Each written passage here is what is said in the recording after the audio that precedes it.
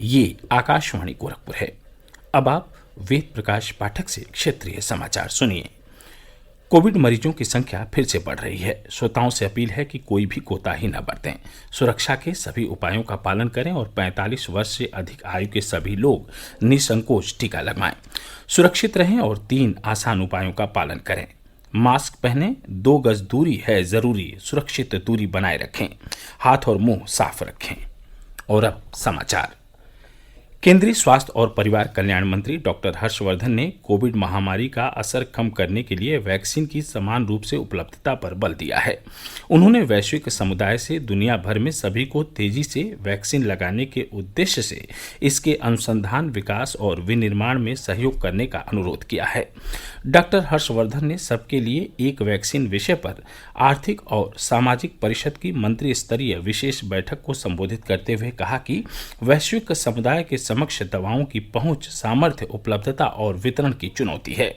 उन्होंने कहा कि कोविड टीके के वितरण में वैश्विक सहयोग की कमी से गरीब देश प्रभावित होंगे।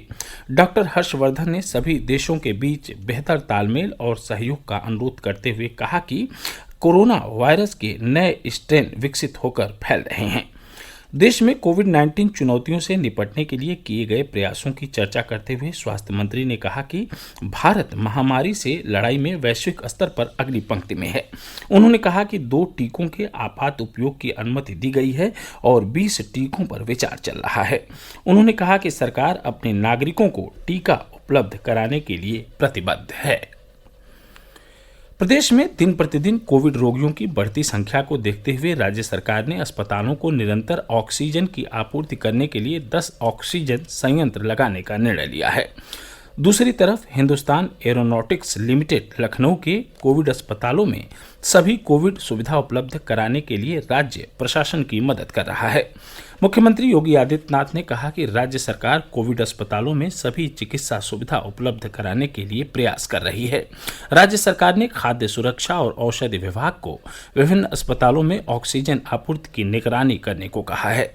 उन्होंने कहा कि राज्य में ऑक्सीजन की कोई कमी नहीं है। मुख्यमंत्री ने राज्य में रेमडेसिविर इंजेक्शन उपलब्ध कराने को कहा है। इस बीच राज्य में आज शाम 8 बजे से सोमवार सुबह 7 बजे तक पूर्ण बंद रहेगा। ऐसा कोविड संक्रमण के फैलाव को रोकने के उद्देश्य से किया जा रहा है। इस दौरान आपातकालीन सेवाएं, टीकाकरण और जागरूकता अभियान जारी रहेगा। पूर्व निर्धारित परीक्षाएं और औद्योगिक इकाइयां भी सामान्य रूप से काम करेंगी। प्रधानमंत्री नरेंद्र मोदी ने कोविड-19 महामारी के बढ़ते प्रकोप को देखते हुए कुंभ स्नान को प्रतीकात्मक रखने की अपील की है। प्रधानमंत्री ने स्वामी अवधेशानंद गिरी से फोन पर बातचीत की और उनसे अनुरोध किया कि 2 शाही स्नान संपन्न होने को देखते हुए कुंभ के उत्सव को केवल प्रतीकात्मक रूप से मनाया जाना चाहिए। उन्होंने कहा कि इससे महामारी के खिलाफ संघर्ष को बल मिलेगा। श्री मोदी ने कोविड से संक्रमित संतों के स्वास्थ्य के बारे में भी पूछताछ की और प्रशासन के साथ सहयोग करने के लिए संतों का आभार व्यक्त किया।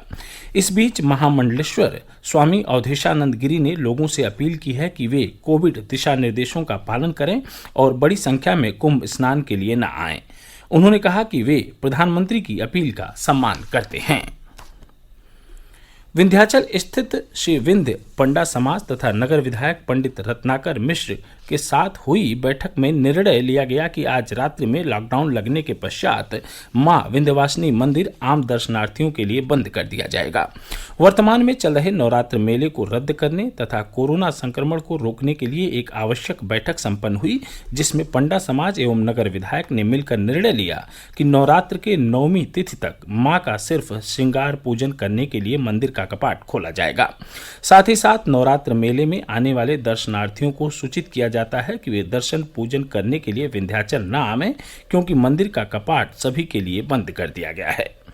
उधर भगवान बुद्ध की महापरिनिर्वाण स्थली कुशीनगर में भारतीय पुरातत्व सर्वेक्षण विभाग द्वारा संरक्षित महापरिनिर्वाण मंदिर, माथा कुंवर मंदिर व रामाभार स्तूप को आगामी 15 मई तक बंद कर दिया गया है।